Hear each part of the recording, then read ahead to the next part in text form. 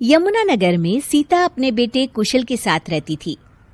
बेटे कुशल के बड़े हो जाने पर वो उसकी शादी पास ही के गांव की एक लड़की खुशी से करवा देती है।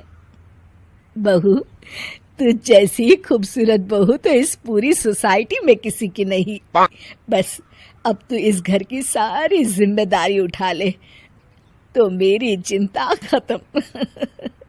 ये ले इस घर की चाबी, अब से ये तेरे हवाले। माँ जी, आप चिंता मत कीजिए, मैं इस घर का पूरा ध्यान रखूंगी।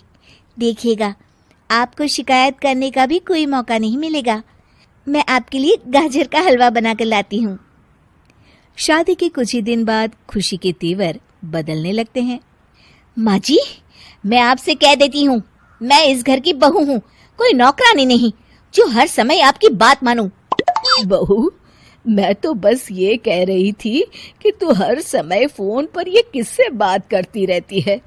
हर समय तेरा फोन बिजी आता है।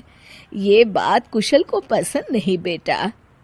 हाँ हाँ, मेरी तो हर बात सबको बुरी ही लगती है। अब शादी को कई महीने बीत चुके हैं, मगर खुशी कभी भी खुश नहीं रह पाती और वो अपने पति और सास से भी हमेशा झगड़ती रहती है। असल में शादी से पहले उसका एक प्रेमी होता है, गोविंद। वो उससे आज भी छुप छुप कर मिलती है। गोविंद, मैं अपने पति और सास के साथ खुश नहीं हूँ, चलो ना हम भाग जाते हैं। तुम एक काम करो, घर से सारा कीमती सामान ले आओ, उसके बाद मौका देखकर हम भाग जाएंगे। खुशी के पति और सास उसे बहुत प्यार करते हैं, मगर खुशी फिर भी उन्हें धोखा देती है और धीरे धीरे अपने घर से कीमती सामान को चोरी करके गोविंद को देने लगती है। उसकी सास को घर से सामान चोरी होने का संदेह होने लगता है। बेटा, समझ नहीं आ रहा, ये घर से धीरे धीरे सामान कैसे गायब हो रहा है। कौन सा सामान माँ? अरे वो चांदी के बर्तन जो मैंने बनवाए थे वो दिख नहीं रहे। यहीं कहीं होंगे माँ, आपकी बहू ढूंढ देगी। कितने बेवकूफ हैं ये माँ बेटे, इनका सारा सामान मैं गायब कर दूंगी और इनको पता भी नहीं चलने दूंगी। और इस तरह से धीरे धीरे खुशी घर का सारा कीमती सामान चोरी करके गोविंद के पास रखवा देती है और कुछ महीनों बाद उनके पास बहुत कीमती सामान इकट्ठा हो जाता है और दोनों भागने की योजना बनाते हैं। खुशी, आज रात को आधी रात होते ही तुम अपने घर से भाग कर आ जाना। मैं गांव के पुराने बस स्टैंड पर तुम्हारा इंतजार करूंगा। ठीक है। खुशी अपने कपड़े और गहनों की पोटली बांधकर पुराने बस अड्डे पर पहुंच जाती है और देखती है कि वहां तो कोई भी नहीं है। खुशी कुछ घंटे वहीं खड़ी रहती है और फिर गोविंद के कमरे पर जाती है। वहां पर भी बड़ा सा ताला लगा होता है।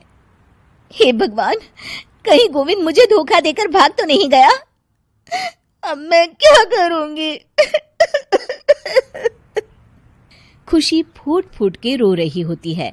तभी पीछे से उसका पति सारे गहनों की पोटली लेकर आ जाता है। आप यहाँ? हाँ, मैंने गोविंद को गांव छोड़ने से पहले पकड़ लिया था और ये सारे गहने भी उससे ले लिए। आपको सब पता था कि मैं आपको और माँ जी को धोखा दे रही थी। हाँ, मगर मुझे ये भी पता था कि गोविंद अच्छा इंसान नहीं है। अगर मैं तुमको समझाता तो तुम कभी नहीं समझ पाती, इसलिए मैं चाहता था कि तुम्हारी आंखें खुद खुले। मुझे माफ कर दीजिए। कोई बात नहीं खुशी, मगर हमेशा ये याद रखना कि तुम्हारे अपने कभी भी तुम्हें धोखा नहीं देंगे। माँ और मैं तुम्हें बहुत प्यार करते हैं और हम दोनों चाहते हैं कि खुशी खुशी खुशी हमारे घर रहे, क्योंकि तुम ही तो हमारी खुशी हो। हाँ, मैं आज के बाद आपको और माँ जी को कभी निराश नहीं करूंगी।